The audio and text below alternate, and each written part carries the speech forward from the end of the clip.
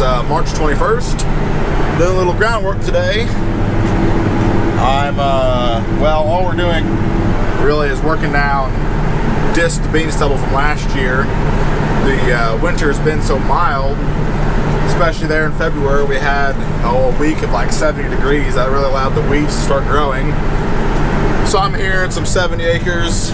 This is some of the ground that we custom farm, and Luke's down on some patches with the Tillage, working out some weeds over there. We'll probably meet up somewhere sometime this afternoon. Only going to do a few hundred acres, so we'll probably be able to get done when we need to today. But as you can see, there's some weeds there. Once we get there along the railroad tracks over there, it's pretty bad. But it's working out really, really well, which is good. We obviously could spray this, but it's actually cheaper to work it than it is to spray it. A little bit more wear and tear on your equipment, but that's decisions you got to make. So I just got started here, got the point rows done, got 11.45 acres done. Doing pretty good, doing about 50 acres an hour, running 8 miles an hour, so not too bad. I'll keep you guys updated as we move fields and whatnot. Like right here, it's not that bad, just the high knobs. You get like right over there, there's some more. But this is a little bit better ground. So the better ground tends to not get as weedy, and the lighter ground gets really weedy pretty fast. But it's plenty dry. We had, what was that, 8/10 of rain like a week ago, I think. Chance of rain on Monday. Today is Thursday, so get done with hopefully what we need to. As I mentioned, this is some ground that we custom farm, and the landowner for his nitrogen program does 100% anhydrous. So they're actually putting anhydrous on some of his other ground today. We actually worked 90 acres of his yesterday, just kind of make sure everything was working well, and it was. So they're putting anhydrous on that this morning, and then I think yesterday they put some on his ground that we have not worked just because it didn't really need it. So they'll be here probably later today to put anhydrous on this, and then whenever it comes time for plant here, hopefully about 3 weeks, we'll work it again. We could, if you weren't putting anhydrous on it, spray it right when we're getting ready to plant it and then plant it. But like I said, it's cheaper to work it, and it actually will, it's working up really well now, but the seed bed will be even better then. So we don't have to worry about too much erosion like some people do. Obviously, if we have a few hillsides or washes or whatever next to the trees, like if you're back up in there, you'd have to worry about it a little bit, but you can beat this stuff down pretty good and it doesn't wash away, so we're pretty fortunate there. Another guy working ground right over there. So everybody's been pretty active. Well, what was that? Yesterday morning, before we started working that 90 acres, I was up doing some other stuff and up north of town, and there's 2 guys putting on anhydrous and 2 guys working ground up there. I just saw, and I know there's other guys other places, and then there's 2 guys up at my house, and another guy just on the other side of the trees over there that was working. So everybody's kind of getting the itch, but we'll see what happens. Luckily, it's not too wet. Sometimes people get the itch and it's too wet and it makes the ground conditions not good, but it's going well. The only thing that we really have to worry about around here is if we get something working too fine, is if we get it planted and then before it comes up, it gets a real hard pounding rain on it, and a lot of rain, then the soil just all kind of washes together over the seed trench, like where the planter went, and then if it dries out slowly and it does that, it's okay. But if it rains real hard and the next day or two it gets a nice hot sun on it, that dirt gets really hard and like caked over flat on top, and then it makes it really hard for the seed to come up. And that's when a lot of times in the older days, guys would use rotary hose and go over the fields and break up that crust. And we don't do that so much anymore, just because honestly we don't really have that problem much. Just kind of got to watch what you're doing, make sure that didn't happen. But like I said, this is working up pretty fine. But since I said we got 3 weeks minimum before we start planting, so hopefully get a few rains on it, and kind of harden back up a little bit and work it up. It'll probably be about the same, so it should all be good. But cold morning this morning. Yesterday was cold too. It's been really, really windy and cold the past week, really. I think this morning was like 28 degrees, so definitely had my heated seat on in here. But so that's kind of slowed the weeds down, which is good. But we'll get these weeds worked up, let them sit out in the sun. And that's what really kills it, is get it worked up, sit out in the sun. Because you can work a field, and if it rains that night, a lot of times the weeds will just come right back. Like I said, I think we got a slight chance of rain on Monday, so we'll have a few days for these weeds to dry, which will be good. But you can kind of see where it gets a little lighter right there. There's a road right there by the trees, but right there, and there's a road right there, and from there, that way is railroad tracks. You can see where it's lighter. The weeds are kind of died off a little bit, I think.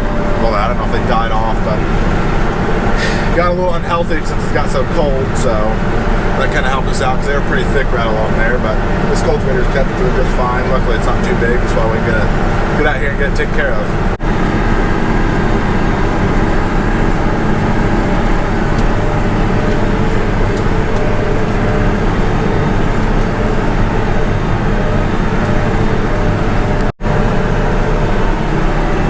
Some of you may be wondering why we work it in the fall if we're just going to have to work it in the spring twice. Well, like I said, most of the time, whenever we work in the fall, it's good up until right before we plant it. We're just working once and then plant it. But like I said, we had the mild winter. Obviously here in Central Illinois, winters can be mild or they can be pretty severe. Most of the time it's cold enough where we don't have weed problems, so we can get away with working it once in the spring.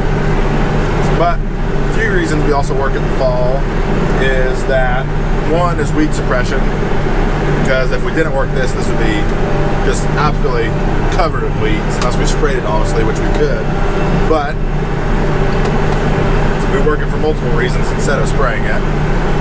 Weeds, and then it dries out quicker in the spring because you don't have that big layer of chaff or stalk or stubble on top of the ground, keeping moisture from getting out and sunlight getting in. And then when your sunlight doesn't get through and into the soil, it takes a lot longer to warm up. So we want to get as warm as possible, as quickly as possible, whenever it comes to planting.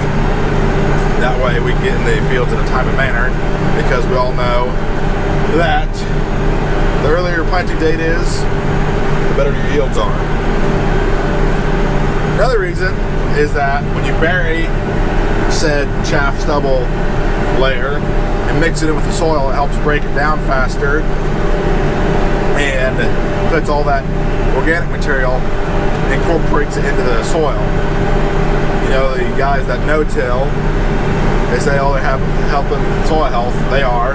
But another reason we have helping soil health is we're actually incorporating that organic matter into the soil. You know, in the fall, we may incorporate it up to 6 inches deep, or if we just lightly turbo it, a couple inches deep.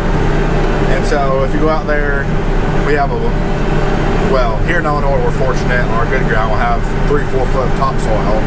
They get up here on the lighter stuff, not as good, but if you go down, let's say on a no-till and dig down, you might have, you know, that much, just depends honestly, that much. It's still topsoil down deep, but you can really tell that that top layer is a lot healthier soil than what's below it. Just like just like I said, a thin layer, because they're not working it into the ground, and basically it just has to naturally work its way down to the soil, which takes a long time. Thus, when we incorporate all that organic matter, it really helps move things along quicker. Come up to the end here. And another reason being is fertilizer. So we get our fertilizer spread in the fall most of the time. And then, so let's say you get your fertilizer spread and you don't work it in, well, that fertilizer is just sitting there all winter long, getting wind and rain and snow on it. And in some situations, if it's on a hill or whatever, it gets a real heavy rain, that fertilizer can wash away. So working it in the fall obviously better helps incorporate that into the soil, gives it, you know, depth, instead of, like I said, where it just naturally works its way down. And then it also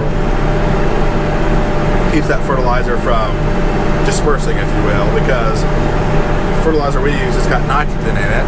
If they're sitting on the ground, it's not going to bond to the soil very well, because nitrogen actually bonds to the soil chemically, if you will. So there are many reasons why working ground in the fall is beneficial, even if it's just light.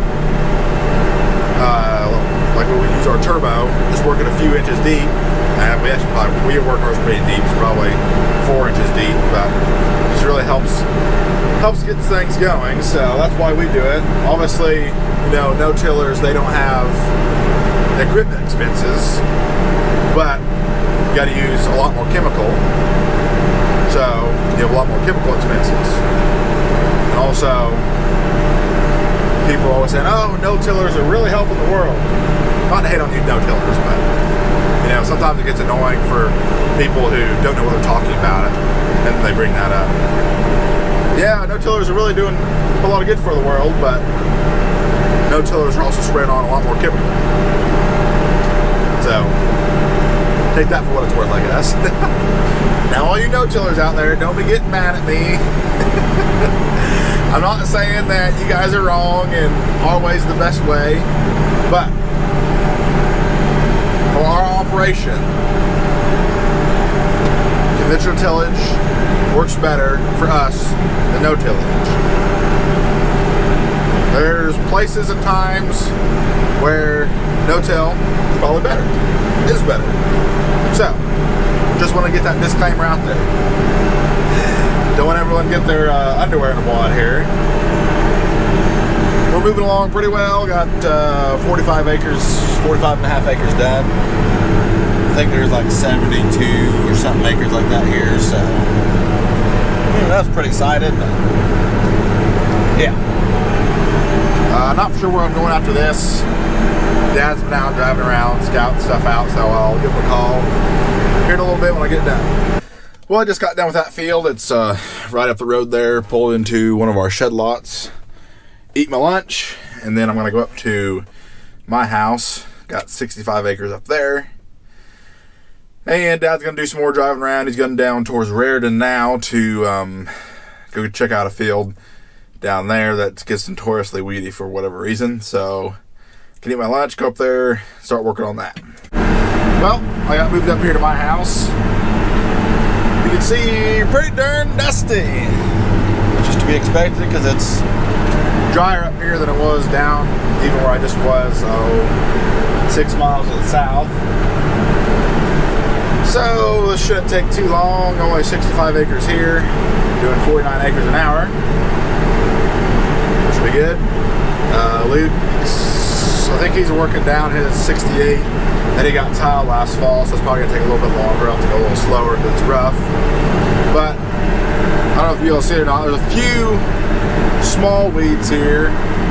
Well, they're basically covering the whole thing, but they're not as near as many or as big as what was that other field. But we want to go ahead and get this knocked down before it got out of hand.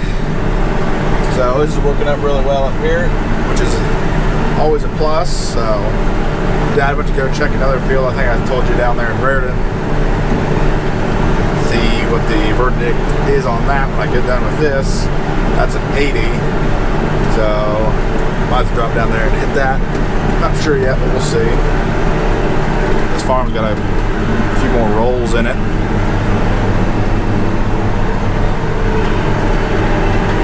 Still pretty chilly, only 43 degrees, which is normal for March, but we've just been used to warmer weather, so.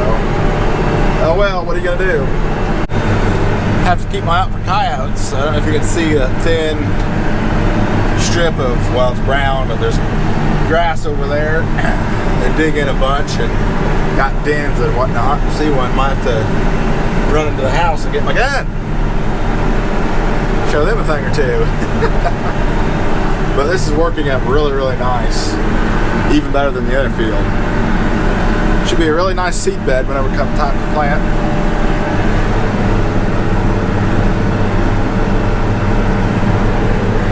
Well, I just finished this 65 acres up here at my house. Ended up doing along the corn stalks and the other part of the field. Just right along the road to knock a ridge off. I'm heading down to Raritan to do that 80 that I was talking about, and then we're actually going to end up doing another 77 plus another like 25. So get as much of that done as we can this evening. We won't work too late, and then finish it up tomorrow if need be.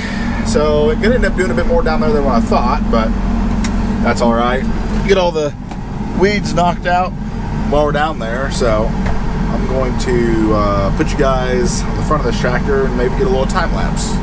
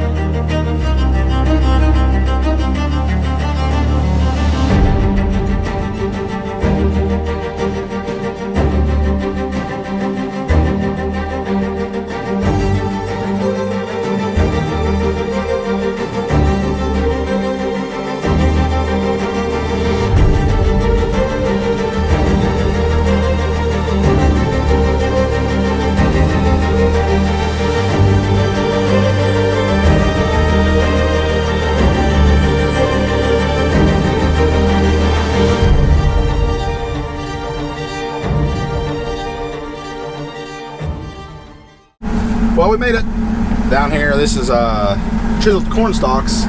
Now we've been working bean stubble. Probably can't see it, but there's a big strip of weeds over there and just some smaller ones here throughout. The guy that farmed this before us, we've been farming this for 4 years now.